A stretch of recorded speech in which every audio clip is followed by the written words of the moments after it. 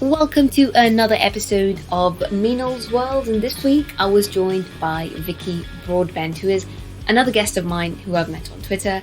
And I know this is a recurring theme that all my guests are people I've met on Twitter. Maybe I should have just started another podcast called People I've Met on Twitter. I think that would have been more fitting. But speaking to Vicki this week was really important, and we also had a special guest appearance with Radhika, which you will hear at some point. I didn't edit it out because I thought, you know what, this is just part of my working life, and this is part of who I am. So I'm not going to try and make things look perfect when really they're not.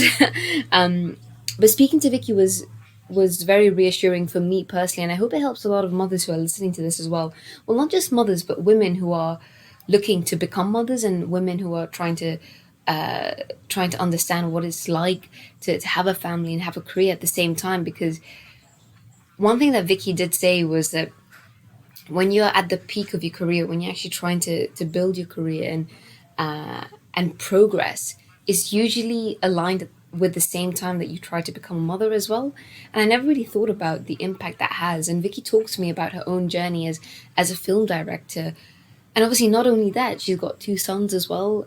She's trying to raise them as feminists, and how these 2 young boys have taught us so much through lockdown about patience and adapting and learning. And all of these things I feel adults are not very good at. I feel that children are much better at molding in new environments. And we spoke about a lot, but to summarize it all, we speak about how her parents tried to give her a better life in this new country that they came to. Her mother came from Cyprus, and how Vicki tried to work really hard to make sure that she can give the best life to her 2 sons as well. And I think this year has been very testing for mothers especially.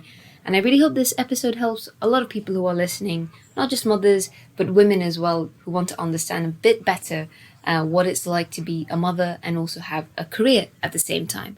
I hope you enjoy this episode. Welcome to the show, Vicki. Thank you for joining me today. I know that we're all stuck in this terrible lockdown. We're all trying to find ways to escape this reality that we're living in. So I'm really grateful that I can at least connect with you in this way. I know it's remote, but thank you for joining me today.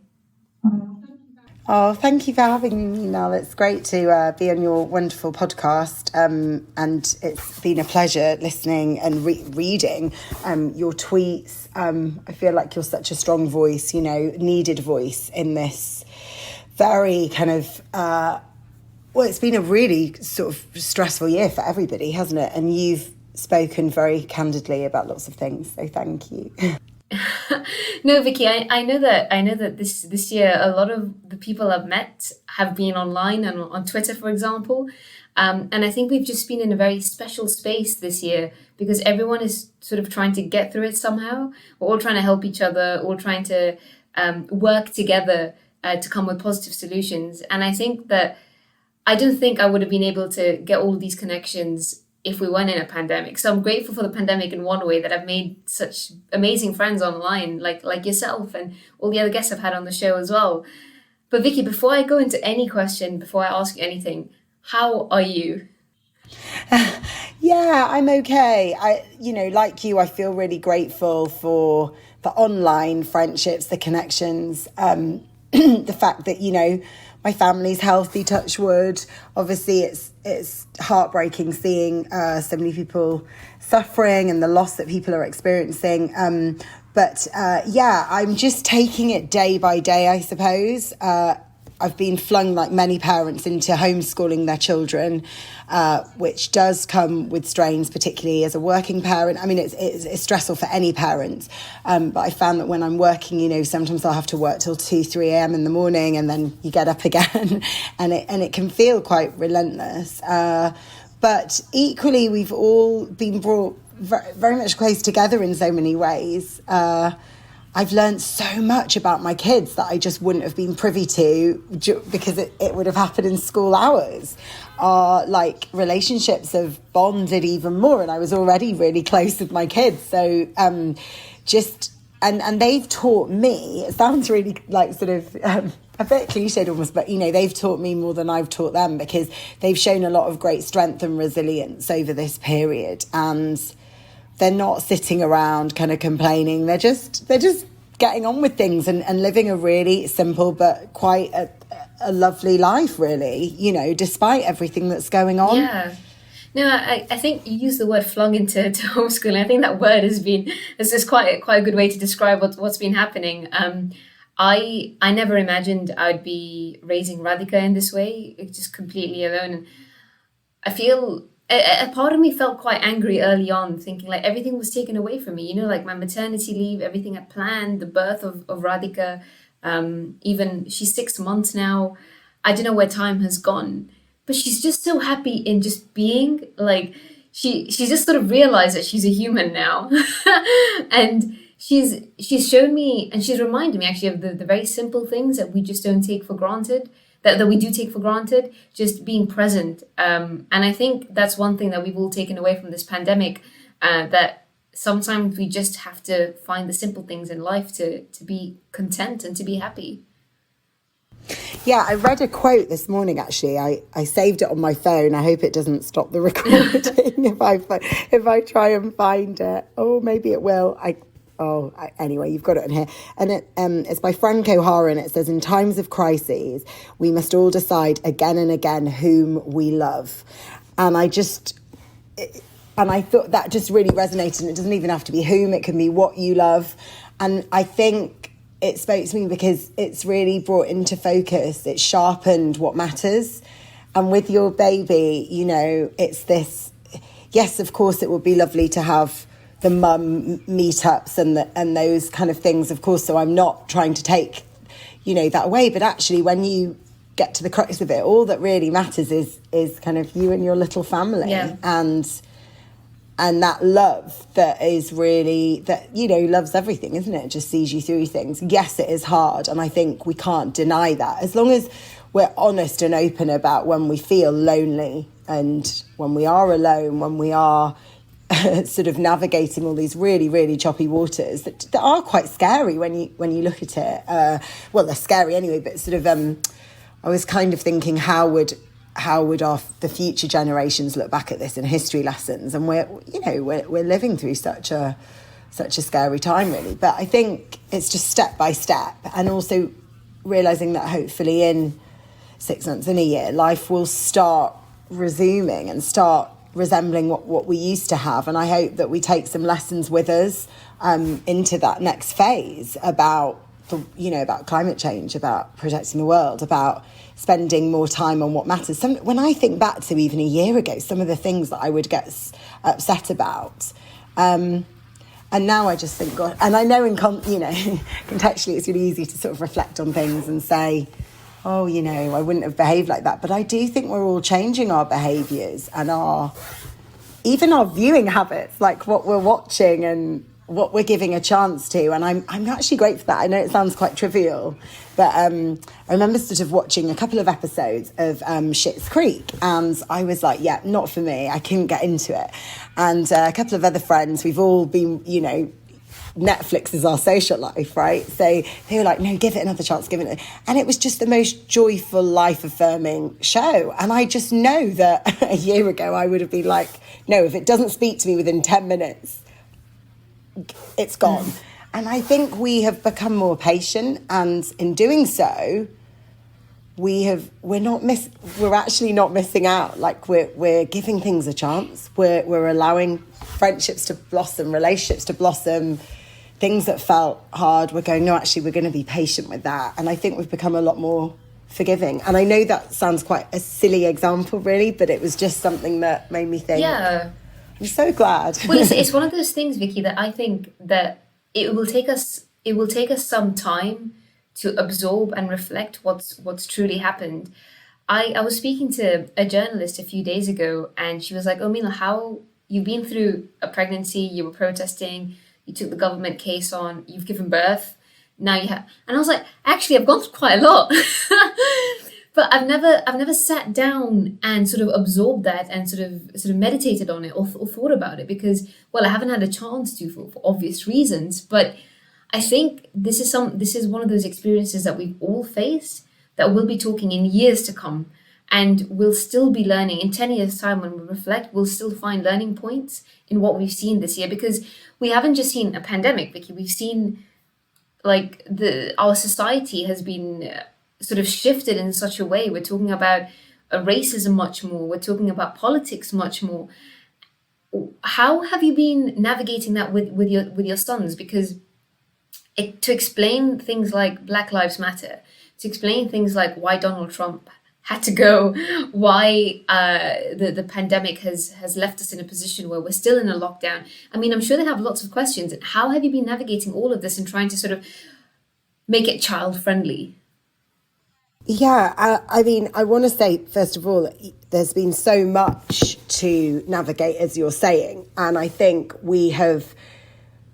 I'm very candid with my children. I always have been, always really honest. And I think, and we've talked very openly, and as a family, we've experienced loss during this pandemic. And they were really strong because we cried and we talked and we were open. So on a personal level, that was really important. When I had my first son, Oliver, I experienced a traumatic birth, and I never spoke about how I was feeling to anybody. And internalizing all of that and sort of dealing with all of that every day without being open to kind of my husband and my mum and all the people that are really close to me was actually quite dangerous in a sense, because it made me worse and it made me, unwell. And it was only when I eventually 10 months later sort of let everything out that I was able to sort of heal, and I had CBT and things that really, really helped me.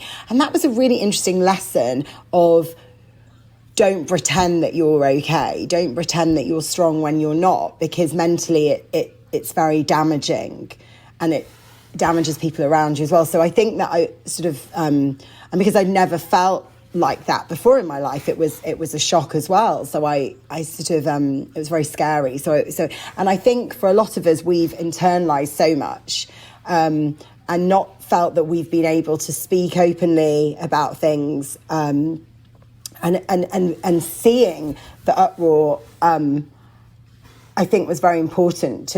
There's a lot of resources as well that I've used. A very close friend of mine, one of my closest friends, has written an amazing book called Bringing Up Race, How to Raise a Kind Child in a Prejudiced World, Uju Asika. And one of my close friends, and this book has been vital in how to navigate race and talking about race, and in a way that is light, so intentionally so that children feel you're not telling children off for questions. You are talking openly. I mean, my family are Greek Cypriots, and my growing up, I was born in 1980. Growing up through those years, I didn't see people that looked like me on TV, or and I always remember thinking, gosh, why was I not born like blonde with blue eyes, And I remember it was only really when sort of the Kardashians started getting famous, when Jennifer Lopez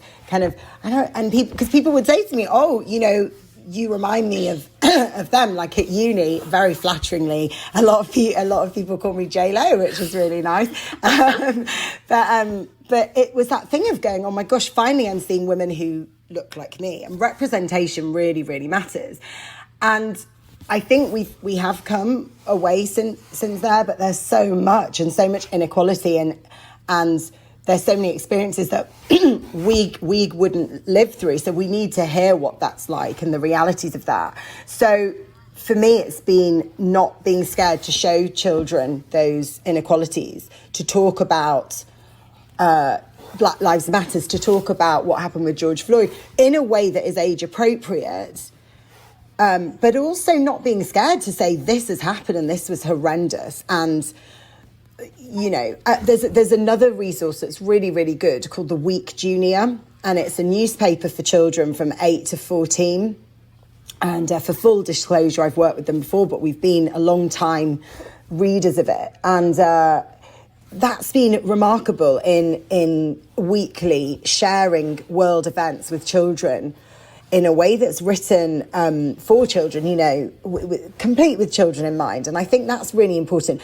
as parents, you don't have to have all the answers. You, in the sense, not all parents are teachers. I was a former teacher, but you're not meant to be equipped to. We've never had a pandemic before, so it's really about just not being scared to educate yourself and reading from other people and talking with your children and actually saying, let's research this together. Of course, it depends on the age, but you're never too young, as Uju writes in her book, to start talking about race with your children and calling stuff out. I remember not long ago going to a shop and being talked to very slowly by a shop assistant who assumed I couldn't speak English. And I spoke back at a normal pace, and, I'm British born, and there's no, it shouldn't matter. She thought she was being helpful, but it was that kind of... and then she continued really speaking very slowly, and I found it really patronising.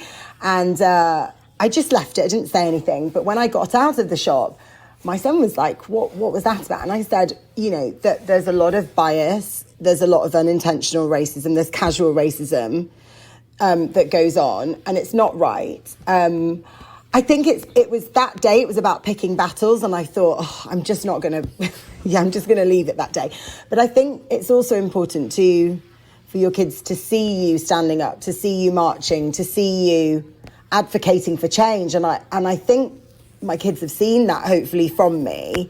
Maybe that wasn't the best example, but I have spoken up before many times, and will do again. And I think that's what's important, because we're building this new generation of kind children that wouldn't vote in, hopefully, someone like Trump, wouldn't, that's the goal, right? That we're going to leave this place better than we found it, through our children, as teachers who don't have children, but who can affect the next generation. Yeah. Sorry, that was very waffly. No, Vicki, I think everything you've said has been very eye-opening, especially as someone who's got kids who are a bit older than Radhika, for example, and I can sort of see what the next few years will look like for me as well. And I appreciate what you've said, because I was raised in Gibraltar.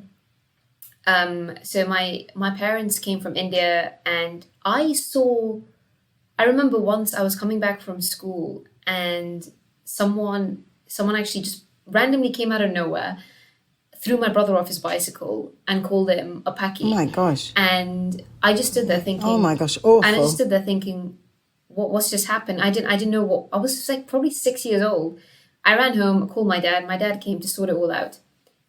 But my dad didn't have an answer for us, because he was trying to protect us from this scary world.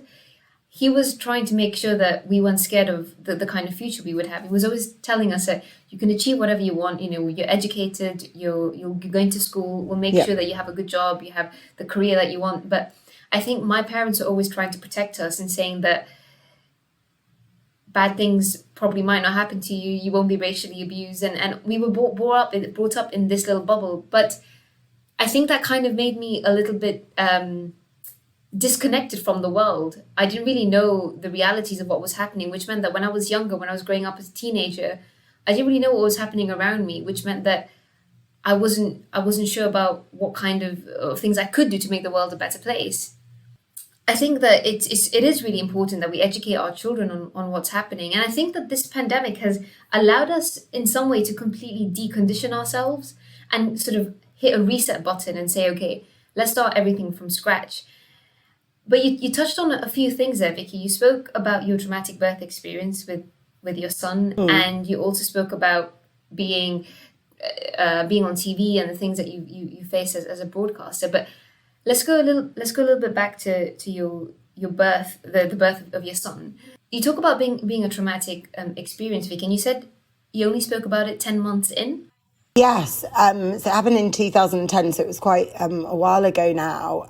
But yes, completely bottled everything in until sort of I got to, the breaking point almost of kind of 10 months in. I remember going home for Christmas to see my mum and dad and just being really open with them and my husband and saying, I'm not well at all, really. And every day has felt horrendous kind of thing. And I felt really sad because we're sort of taught from a young age in a way, and the media plays its part in society, that motherhood will come easily, that we are, this was a job we were born to do. And it's so when you're faced with trauma or those who can't have babies or whatever it may be, we inevitably, the default is to feel that we're failing, and there's a lot of shame around that, and around feeling like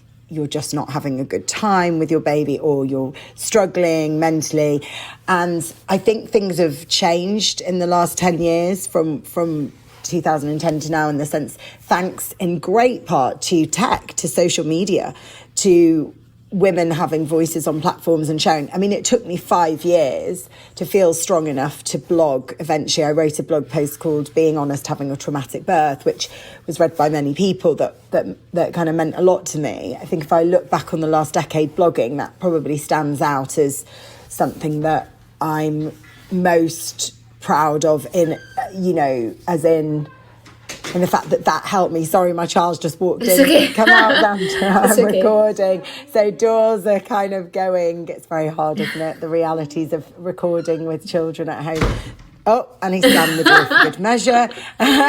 But yeah, I think that I'm sad that I didn't feel that I could speak. But often, there's this whole thing of, if you're struggling, reach out, talk about it. But when you're under those dark black clouds and crippled with phobias and OCD and worries, and how can you reach out that easily?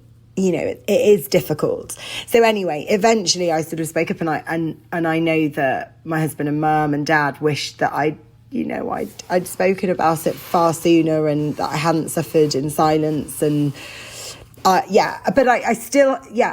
What were the physical symptoms of what you went through? Because I've had Radhika for 6 months now, Vicki, and it's been it hasn't been easy at all. I'm not going to lie. It's been very difficult. And you use a very good word there, where the stress and the fears that you have sort of cripple you to a point where you can't reach out, and you're too afraid to reach out. I remember when Radhika was maybe a month or 2 months old, the health visitor called, and I was like, I don't want to say anything because I'm scared they're going to just come home and just have check out the baby. And I was terrified. I was like, I don't know what I'm allowed to say, what I'm not allowed to say, what is right and what is wrong.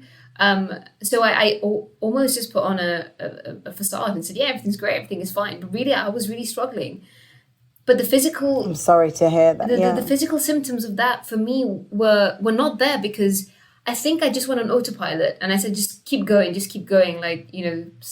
Something will change at some point. She'll sleep through the night. She'll start eating solids, and all these little things you hang on to, you'll get there. But I feel like a lot of women miss out on what they're actually going through because they miss these signs. I think for me, I had a liver condition in pregnancy, ICP, I think it's called now. It was called OC at the time. And there wasn't a lot known about it. And I was constantly monitored, and I was very fearful. There's a risk of stillbirth there. I don't know the stats, but it was frightening time. And I was induced at 36 and 6. And I... very quickly went into labour, but I was left on the ward, and they said, because I wasn't in great pain, my pain threshold went against me in this instance. I was left, it was 6 a.m. in the morning, a few hours later, when they were like, right, got to get you to theatre, and I had an emergency C-section. So it was all it was a shock, the whole birth, and it was literally the next day that I started having intrusive thoughts, and I felt down, and I was scared I didn't recognise it because I hadn't really had that to that same extent ever before. So I just you, I know it's slightly different situation, but similar in the sense that we were just like, right, I'll feel better once I get home, I'll feel better. And I wish I'd just talked about it and got help sooner, because I wouldn't have needed to have suffered for those 10 months. Sleep deprivation is terrible for mental health as well. So this is such a hard thing, and it's something that we as women feel that we have to maybe bear alone, especially if you're breastfeeding, because you're you're the food supply chain, aren't you? You're like, It's so just milk. really It's hard. milk on tap, as I say, Vicky.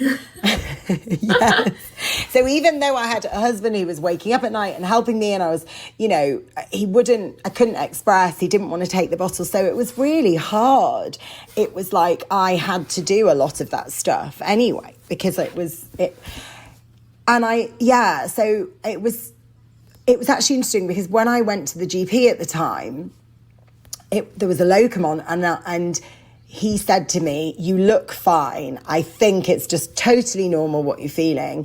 And I had to kind of fight because at that point you had to have a referral for therapy through your GP. You can self-refer now, I believe. You'll know more than I do. So I was like, no, I need to see someone. And I remember my dad had parked outside the GP surgery waiting for me, because I needed that moral support to go. Because it's very easy to put lipstick on and pretend to smile. There's a lot of mums that say, look at this photo, I look really happy with my baby. I'm actually destroyed beneath that smile. I sort of felt like I deserved an Oscar for the performance of just trying to keep everything together. But when I did get help, it was even that first step of going, wow, I've said I need help, was a bit liberating and made me feel better. And then I learned a lot. I learned more about kind of supplements like vitamin B6 that's meant to help with mental health. I really brought exercise into the mix in a big way, which helps hugely. But CBT was amazing because it gave me what I would call an emotional first aid kit, from the breathing exercises to the meditative kind of exercises to how to deal with OCD.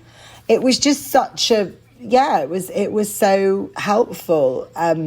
So much so that it gave me the confidence to get pregnant again, even though I was very scared to do so at the time. I thought, no, okay, I'm gonna do this. And it was a totally different pregnancy and birth, and it was really, so far apart from the first. And I mean, I adore Oliver. I'm so close with him.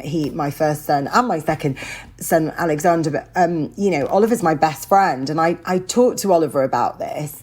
And when he was about 9, I think, or 10, I just said, I said, look, when you were born, Mummy was really sad and it was so difficult for that year. And I felt really upset. I missed out on a lot of things. And at the end of it, he turned to me and he said, that was a really sad story, Mummy, and it was just really moving. Yeah. I think one day, seeing them, and how I think it's been really important to me to be quite honest with them about stuff, to see a bit like what you were saying about your dad. I felt with things with my parents, that you feel that they're these kind of immortal human beings almost, and that they're untouchable. And then actually, if one of your family members gets ill, or your relatives, or, it's very hard to deal with that, because you sort of think that life isn't so rosy. So I think for many children, this pandemic, it's been so challenging in so many ways. But I think, and to some extent, they've lost a bit of innocence because of it. Yeah. But I also think that they have built great strength and sort of fortitude, resilience, and empathy because of it. Well, Vicky, obviously, when Oliver was born, you were kind of, I think it was your last resort, really. You were just sort of taken to the point of asking for help, because you probably left with nothing else at that point. But what was it like, for example, for your mother? Because for my mum, for example, my mum is only telling me now the things that she went through. I remember just last week she was saying, Mila, when I'd give you a bath, I'd just cry because I was alone. And I felt really sad. I was like, that must have been really difficult for my mum to come from India to Gibraltar, not English, not being her first language, not knowing anybody. They didn't have WhatsApp and FaceTime back then. Yeah. They would send letters to India, and by the time it reached, it was a month later anyway. So everyone was behind on what was happening. And she would say that we'd give you a bath, we'd go out to play, but I would be crying at night because I felt so alone. And mental health, obviously, at that time was something that wasn't so much spoken about, especially in our communities. What was it? What was your relationship like with your mother? Was your mother very honest with you about her feelings and her emotions as well? Yeah, I mean, she has been honest, but I think that, interestingly, she talked a lot about feeling the odd one out. So my mum and dad, they met at university, and my mum came to England when she was, I think she was about 8. I can't remember exactly. I know that they went a bit back and forth for a while, but when and I remember her saying when she had me, because her and my dad, we grew up in a place called Ilkley in Yorkshire, which is this very picturesque little, it's almost like a village, but it's a town, but it's tiny and sort of gentrified kind of place. And she said that she remembers going to, like a coffee morning thing, and nobody would speak to her because she looked different. This other lady turned up who was lovely, and they became good friends. But she remembers feeling very much like a fish out of water. So she had she was educated, she's got an accent, but she's highly educated, and dealt, not that anybody should, regardless of education or whatever, but she felt she was treated quite as if she was, stupid and undermined. And I think it takes great strength to, I remember my dad saying as well that when he'd applied for jobs, so many jobs, nobody cared that, people that were English and white would get the job above him, even though he was more educated than them or had more experience. And he talked a little bit about that, a lot less than my mum. But he did say, I could imagine that being so soul destroying as well, to be trying to build a life for yourself and your family. And he's very entrepreneurial, and did very well. And so as a child, I did have I'm not going to deny, I had a privileged lifestyle growing up because of how hard they both worked and what they achieved. But the struggles were definitely there, and particularly for my mum when she moved from Cyprus over to, they moved to Brighton first, and sort of sharing, a room with her other sisters, and just going through a lot of hardship. She had to learn English in a year, and then, it's unbelievable actually when you think about how, sort of the hardships that immigrants were faced with. So not just the racism, but also the practicalities. I remember her telling me that she had really bad tonsillitis and she had to have her tonsils out. And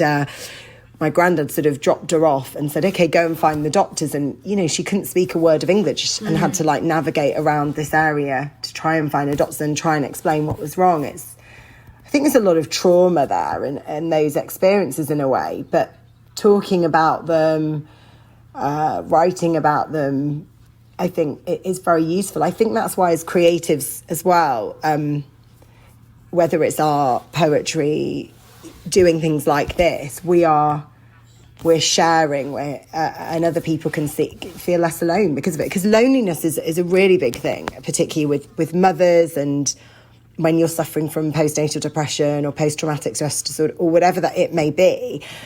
We self-isolate, don't we? We isolate ourselves intentionally because we feel shame. And in doing so, no one else can connect with us to say, well, I've had this. No one can normalise it. So I was having a conversation with a friend the other day, and we realised that we both worry about things that might seem trivial, but we've got this kind of pattern and we have to break it. And we were talking about it. And I actually remember thinking, gosh, I never thought this friend of mine ever had silly, intrusive thoughts like I do. I mean, they're not silly, but, just because I just thought, oh, it's just me that sometimes still gets these and has to kind of break the cycle. Like where they say to you in CBT, if you go and keep switching a light on and off because you think it's going to control something, you've got to stop the ritual, and then it stops the thought eventually. So initially you feel a bit more stressed, but then it tapers off and you could. So anyway, I was chatting with this friend, and I remember thinking, wow, I didn't know that she. I remember another friend of mine always saying to me, "Gosh, I wish it was like you, and I just didn't worry about anything." I was like, "What? I worry about everything. I just probably just look strong, So we're all just, we're not pretending. I think we're just it's part of. It's a cultural thing as well to some extent that we have to come across as being really strong all the time. Yeah, but and I think that it's. As women as well, we feel that we have to hold it together for everybody. because we feel that if we slip up or if we get upset, then it might just sort of trickle down to the rest of the family, and feel like we need to hold it together all the time. And I think that's what's probably been the most difficult, because especially during the pandemic, when women don't have that access to communication or speaking to people. Vicky, I didn't even know about postnatal classes, NCT classes, because it's just something that never came up during my birth plan or anything like that, because we just couldn't do any of it. And it's only when my mother-in-law says, "Oh yeah, when I used to take Nishan to these classes," I was like, "What? Like, these things exist?" I took Radhika out to the park last week, and I think she saw babies for the first, like other babies for the first time. She was completely fascinated. Wow. She was like, other humans exist as well, and we've just missed out. Oh my gosh, you don't think of those things, but wow. We've just missed out on so much. And I really do think, Vicky, that not just in my case, but a lot of women right now who've gone through this pandemic, given birth, even people like yourself who are trying to homeschool, we're going to reflect on this in years to come, and actually we'll give ourselves a pat on the back and say, well done for getting through this, because it's been very difficult. But Vicky, another thing that you also alluded to earlier on, where you're talking about working in this industry of TV and broadcasting, and maybe not seeing people who look like yourself on TV. So just take us back a little. As a child. Definitely as a child. Now, obviously, of course, wonderful. Now it's very different. We're having, amazing representation, and we're learning more about each other's cultures. My children and I have been watching Bling Empire, which is on Netflix, which is, it's so interesting to see Asians in LA, and just on, like, to see reality TV programs. Before, it was like constantly like the white experience, white American, white English, and I think it's wonderful that we're now we've got, and it's not just it's about the storytellers being from ethnic minorities, the storytellers getting the chances. Because if gatekeepers only have one shared or a few shared lived experiences, it's going to be hard for them to. But actually, these are universal stories, and that we're learning about worlds that we didn't know about and cultures we didn't know about. And I think this is why I've always, because I was originally a filmmaker, and I still feel I'm a filmmaker. The way that I create moving images definitely changed. If I'm just thinking of my ridiculous TikToks. I was just going to say, your TikToks are quite good, Vicky. I know, they're absolutely ridiculous, but you know what? They're bringing us joy, and it's like, whatever brings us a bit of silliness. I was trying to get my husband to do one last night, and he was like, never, ever, no way. He's very camera shy. So, it's like a miracle even to get a photo with him. So, he was like, no way. So, sorry to yawn like you. No, I've just had a yawn as well, Vicky, and it's got nothing to do with you. It's just collective yawn. No, it's just from not sleeping enough. Yeah, but Vicky, when you got into TV a long time back after you graduated, did you feel like you had more obstacles to get to where you wanted compared to your like British counterpart? Women, full stop. Are in a minority, particularly as directors. When I wrote a book, MumBoss, and when I was researching that book, I think the stats are only, I might have to come back to you on this, but when I was a director, I think there was only 4% of female directors, because motherhood, in the film industry, because motherhood is a big reason for that. As your career starts kicking off, it's when you're thinking, you're probably like 35 or whatever, and you're thinking, I want to have a baby now. So that then affects your career projection.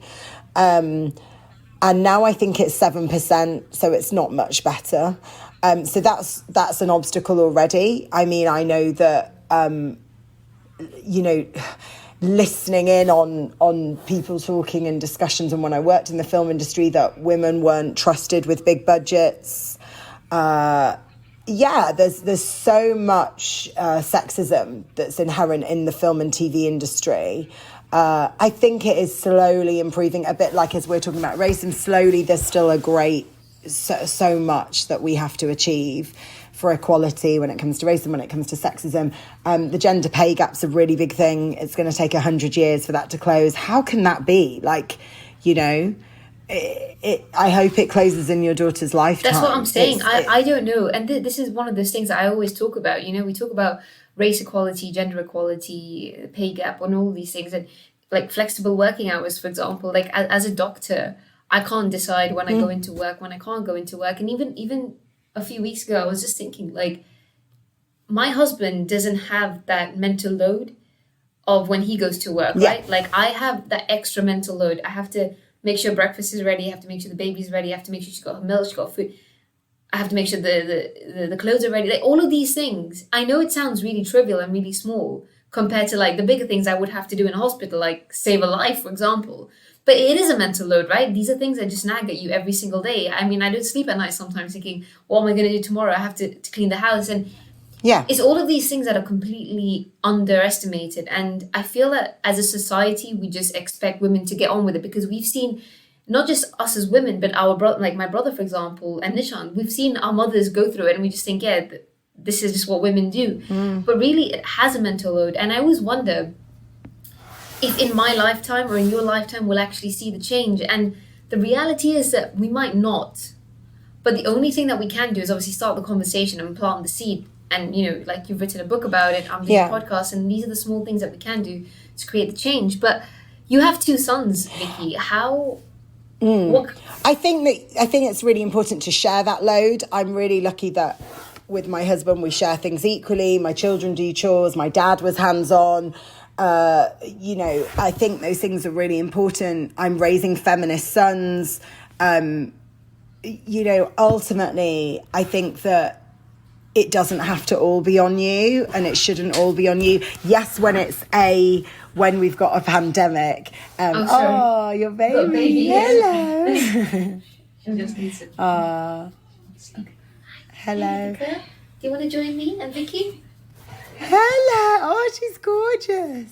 Hi. Is that your my mother-in-law? Yeah. Hello. Oh, hello. Nice to meet you. Hi. I think she just wants a bit of attention from mommy. Okay, beautiful.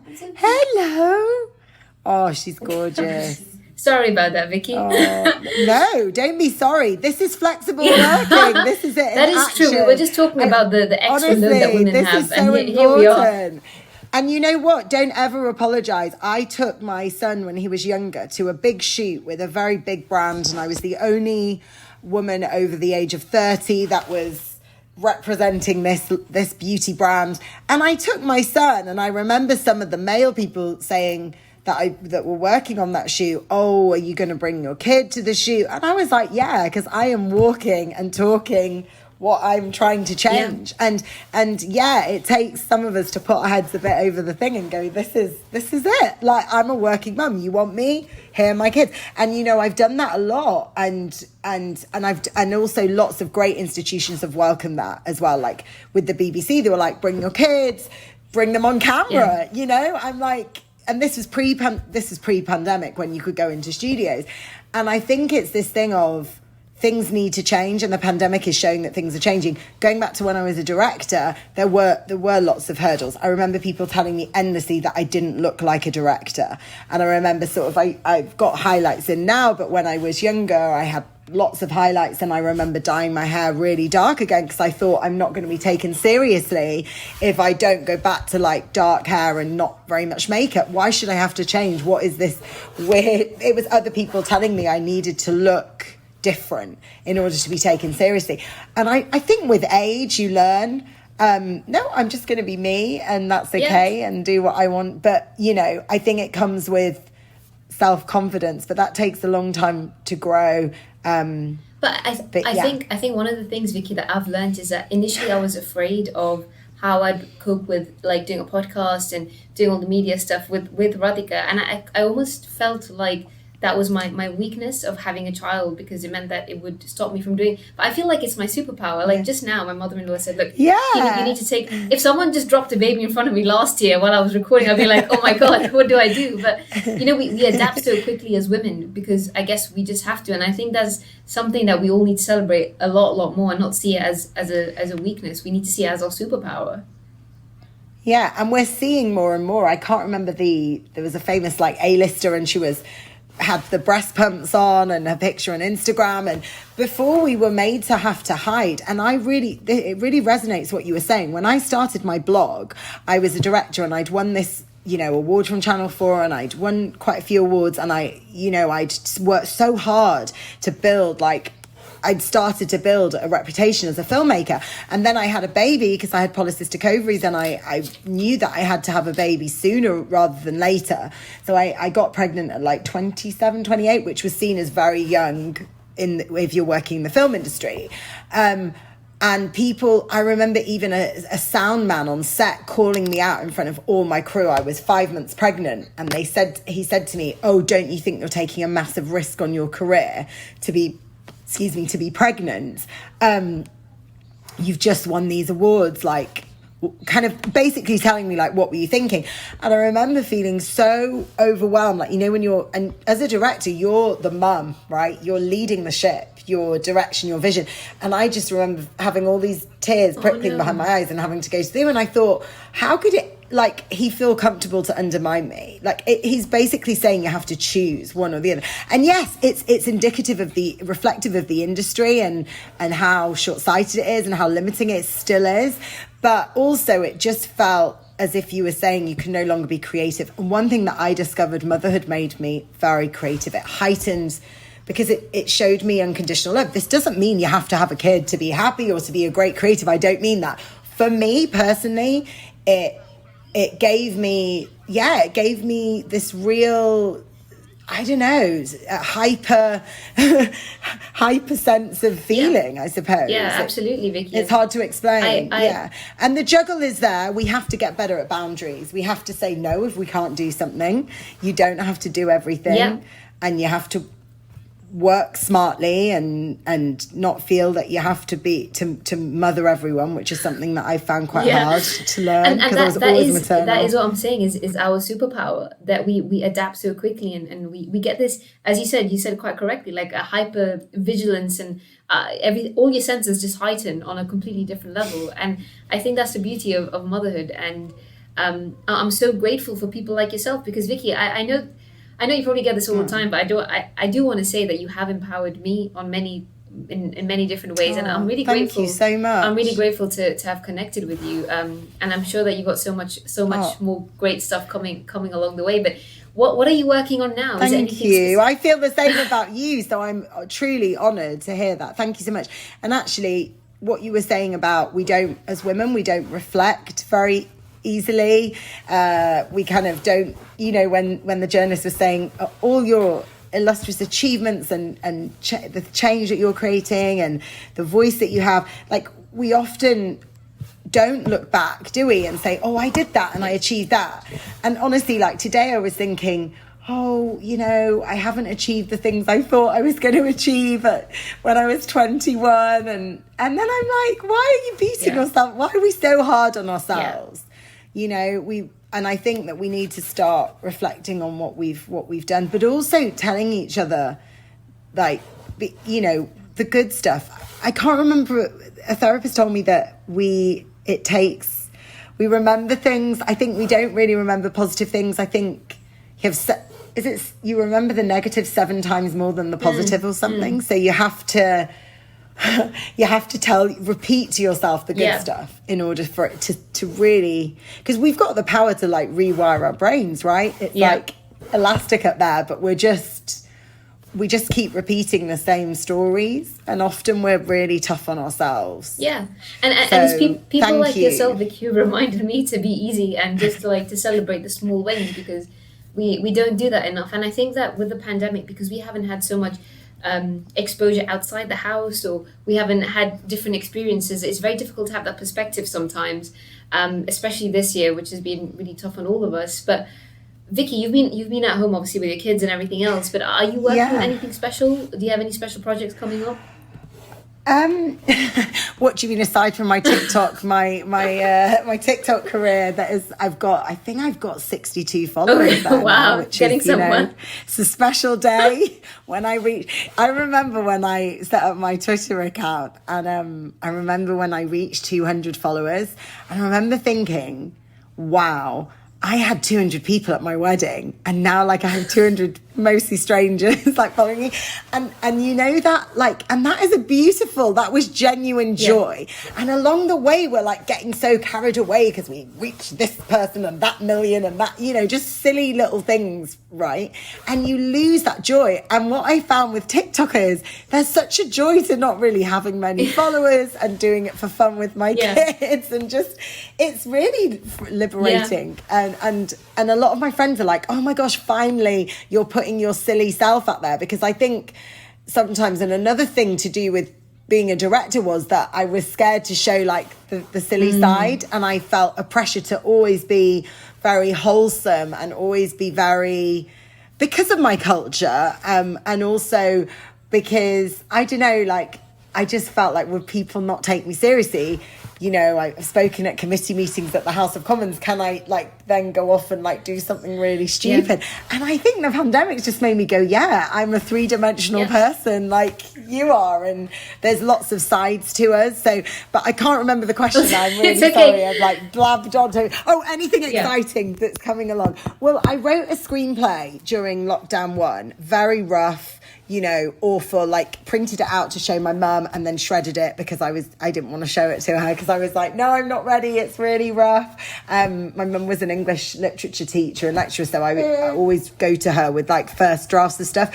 But I have got a little bit of writer's block around it, which I need to get over and get back to it, because I would really like to finish that. And it's a bit of a comedy, and so we'll see. But I'm still, I feel tremendously lucky that my work has continued, because tech, as you know, is growing, and it's growing at a really fast rate as we consume media via tech.